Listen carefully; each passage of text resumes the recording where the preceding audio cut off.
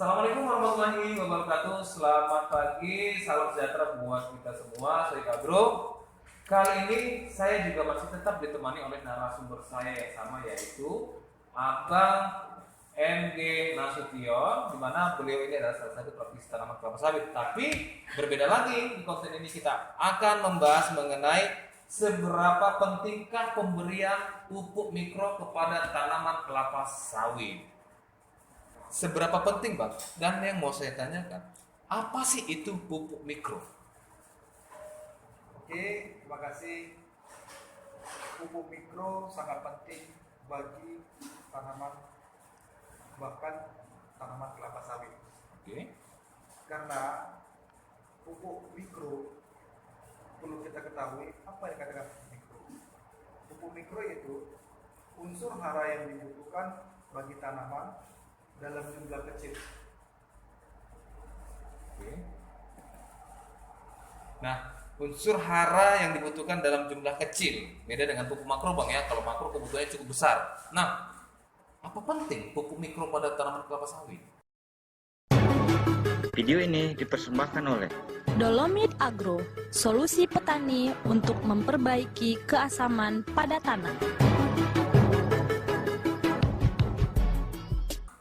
Apa penting pupuk mikro pada tanaman kelapa sawit? Sangat penting, sangat penting, sangat penting.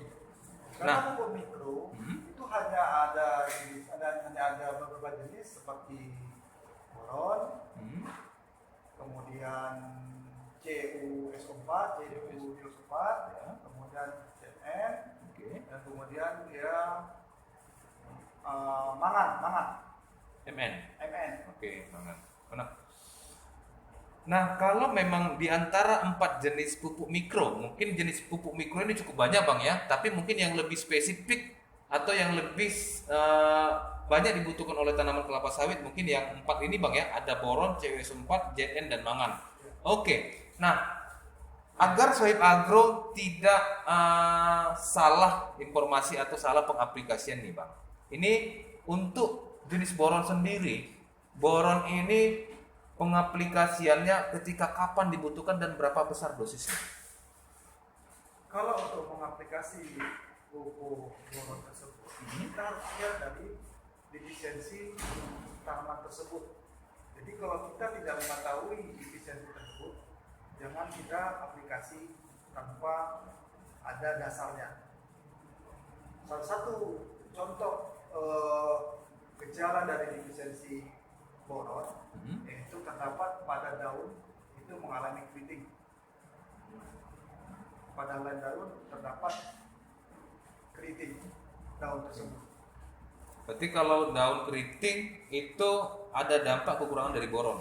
Nah, Berarti sedikit banyaknya ada kemiripan dengan kekurangan magnesium ataupun kisrit, Bang, ya? kalau dia kisrit dan magnesium itu berbeda. Beda. Tapi kalau keritingnya ada ya. Keriting dia tidak keriting tapi tidak mengering. Kalau defisiensi magnesium, magnesium itu dia mengering saja pada helaian daunnya. Oke. Tapi ada keriting juga ya? Keriting pada saat kering, tapi kalau boron tidak mengering. Tidak Dan mengering. Pada saat pada daun itu hijau pun kelihatan daun tersebut mengeriting. Oke. Nah, itu tadi salah satu defisiensi dari kekurangan boron ya. Sudah. Nah, ini cara pengaplikasiannya bagaimana dan berapa besar dosisnya, Bang? Kalau pengaplikasiannya, kita harus kenali mikro itu dia diaplikasi sekitar 5 sampai 15 cm dari pangkal batang tanaman. 15 sampai 5 sampai 15 cm dari pangkal batang tanaman. pangkal batang tanaman dari bonggol bawah ya. Oke.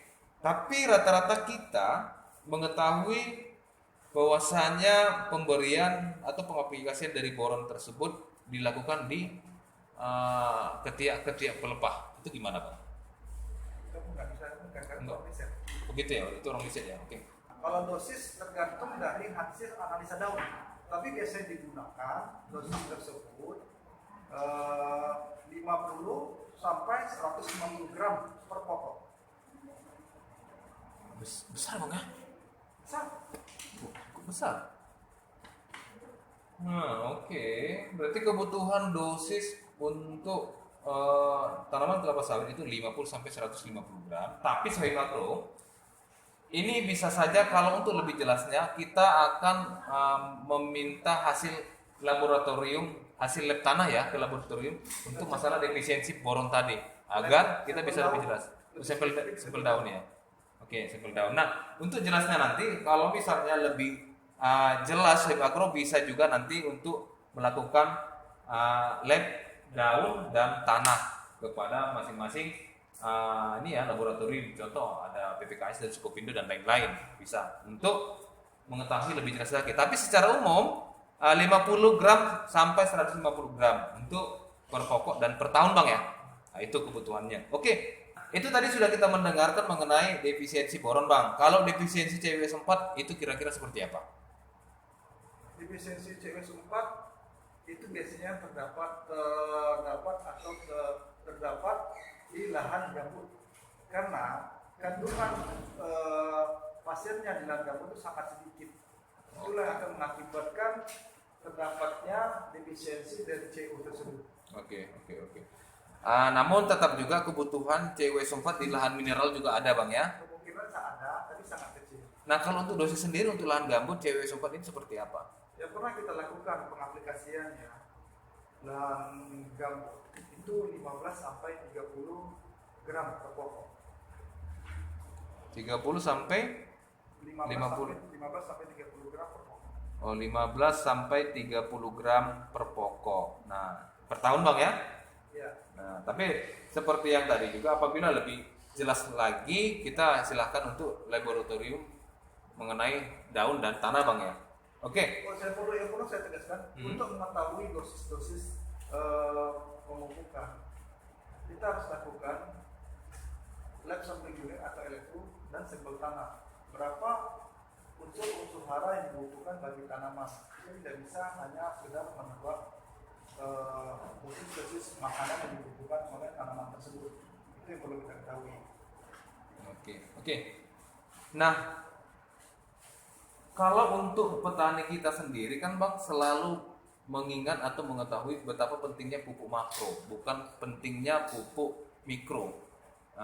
Karena mereka ataupun kebiasaan petani kita ketika sudah mengaplikasikan pupuk makro berarti sudah lengkap dan tidak memerlukan pupuk mikro yang lain. Oke. Apabila dari 4 jenis pupuk mikro tersebut kita tidak aplikasikan kepada tanaman kelapa sawit kita, apa dampak kepada produksi Pak? Atau seberapa besar dampaknya untuk ke produksi kita?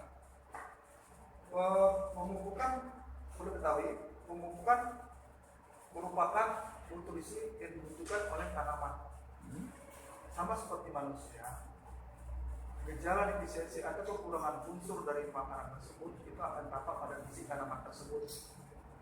Maka yang sudah saya jelaskan tadi, pupuk mikro yang dimaksud pupuk mikro yaitu unsur tanaman yang dibutuhkan unsur hara yang dibutuhkan tanaman dalam jumlah kecil. Kalau pupuk makro, unsur tanaman, unsur hara yang dibutuhkan tanaman dalam jumlah besar. Pada umumnya unsur-unsur hara tersebut unsur hara mikro diberikan pada area-area mineral atau kelas 1 dan kelas 2 jenis tanahnya. Pada intinya Sohib Agro, kekurangan dari pupuk mikro ini ya berdampak kepada produksi. Nah, ini juga harus diperhatikan oleh Sohib Agro untuk memberikan pupuk mikro-mikro agar kita bisa mendapatkan hasil yang maksimal. Karena pupuk makro sendiri tidak bisa untuk menetralkan produksi kita kalau tidak dibantu dengan pupuk mikro yang lain.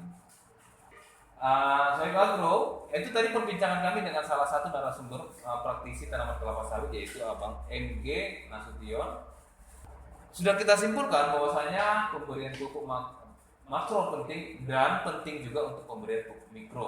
Itu silakan Sohib Agro jangan melupakan pupuk mikro. Oke, mungkin di konten kali ini kita padakan dan terima kasih buat narasumber kami yaitu Abangda MG Nasution, dan terima kasih buat Sohib Agro yang sudah menonton channel ini. Yang sudah subscribe terima kasih, yang belum subscribe silakan di subscribe agar channel kami ini lebih semangat lagi memberikan konten-konten yang terbaik. Saya ingatkan kepada petani-petani kelapa sawit Oke.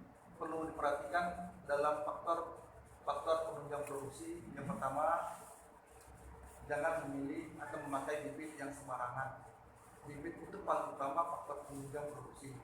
Kemudian perawatannya jangan dilupakan, perawatannya itu sangat penting, terutama masa-masa TBM. Kemudian pemupukannya, karena tanaman ini sangat membutuhkan makanan yang dalam jumlah besar maupun jumlah kecil seperti makro dan mikro tadi. Kemudian yang keempat yaitu kita harus peduli, harus kita perhatikan hama dari penyakit dari tanaman tersebut. Kemudian yang kelima kita juga perhatikan infrastruktur tanaman tersebut, infrastruktur pada lahan kita. Jangan kita tidak perhatikan infrastruktur seperti jalan atau air atau aliran air, kita harus perhatikan. Itulah 5 poin harus kita perhatikan, 5 poin harus kita jalankan, maka kita akan menjadi pengusaha atau petani yang sukses bagi kelapa sawit. Terima kasih kepada narasumber kami. Mudah-mudahan kata-kata beliau akan kami ingat dan harus kami laksanakan ya, Sohibah Bro ya. Kenapa? Karena yang disampaikan beliau adalah kata-kata ataupun edukasi yang bermanfaat untuk kita petani kelapa sawit. Terima kasih. Assalamualaikum warahmatullahi wabarakatuh. Salam sejahtera buat kita semua. See you.